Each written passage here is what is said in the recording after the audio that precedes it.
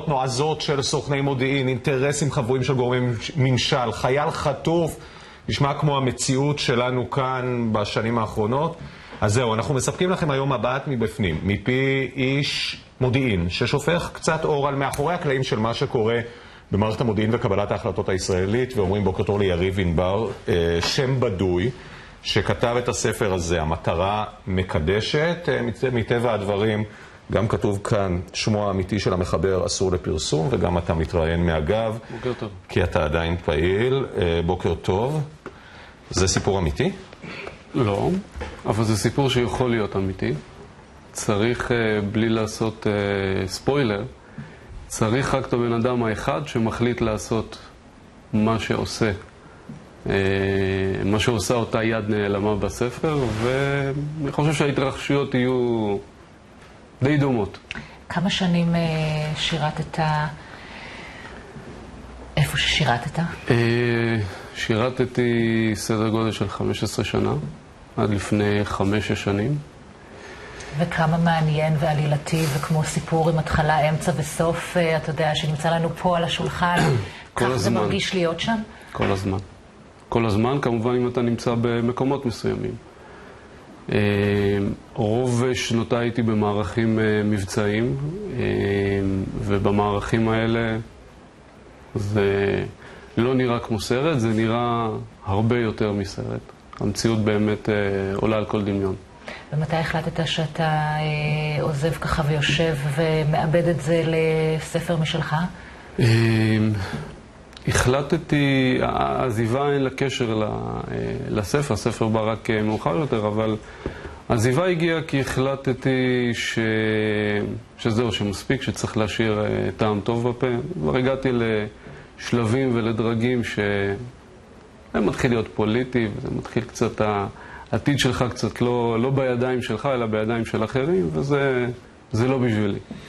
אתה יודע, אנחנו רגילים שכאילו יש איזושהי לוגיקה, היגיון מסדר גדול. מי שקורא את הספר, שוב נכנס לכמה דברים לפעמים אקראיים, מקרים וכו'.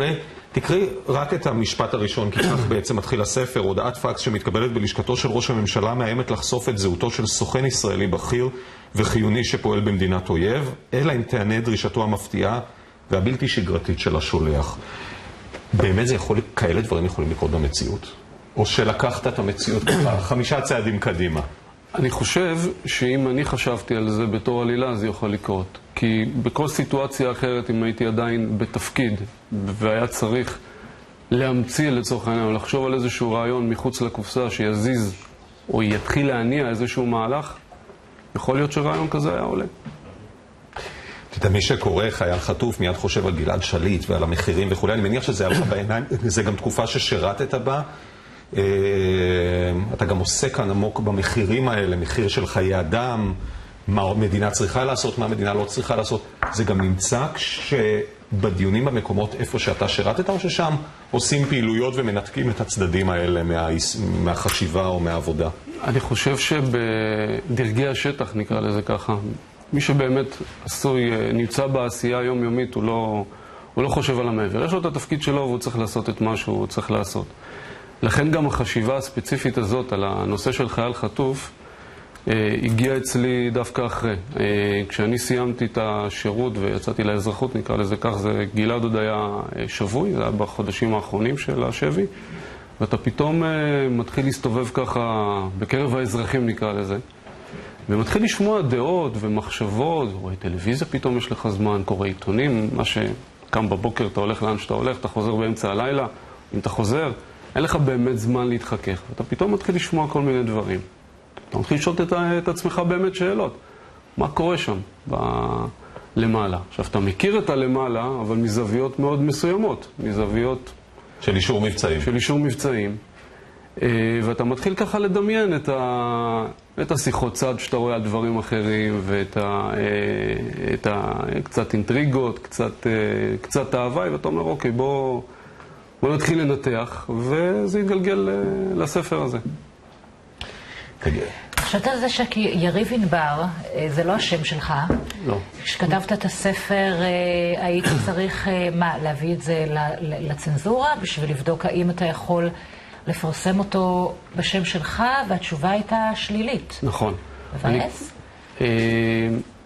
זה קצת צבט בהתחלה, אבל אני חייב לומר שאני שמח שככה זה קרה. זה אחלה מקדם מחירות, עכשיו כולם בבית עסוקים, מי זה האיש, איפה הוא שירת, במוסד, בשב"כ, באגף המודיעין, אתה יודע. כן, אז א' זה, כן, גם בהוצאה חשבו שזה יהיה מקדם מחירות טוב, אבל זה לא היה באמת בידיים שלנו, אני כתבתי בשמי הפרטי. הקפדתי מאוד שגם בעלילה לא לציין דברים, הרי בסוף זה לא ספר דוקומנטרי, המטרה שלי לא לבוא ולהגיד חבר'ה בואו תקשיבו איך כליית המודיעין עובדת. ואגב חוץ מצנזורה יש ועדת שרים, כל מי ששואל במערכת הביטחון מחויב לעבור ועדת שרים, וקציני הביטחון, המודל של כל הארגונים עושים להם, ויה דולורוזה לא פשוטה בדרך לפרסום. אני קראתי אותו בנסיעה האחרונה לארצות הברית בטיסה, הוא ספר מצוין, זאת אומרת בז'אנר הזה הוא באמת אחד הספרים הטובים שקראתי בשנים האחרונות, הוא קריא, הוא ענייני והוא יכול מאוד להיות מציאותי.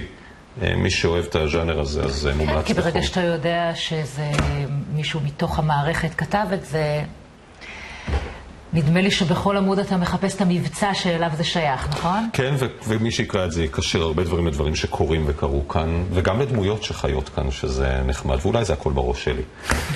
תודה. תודה רבה. ושיהיה בהצלחה, תכתוב עוד.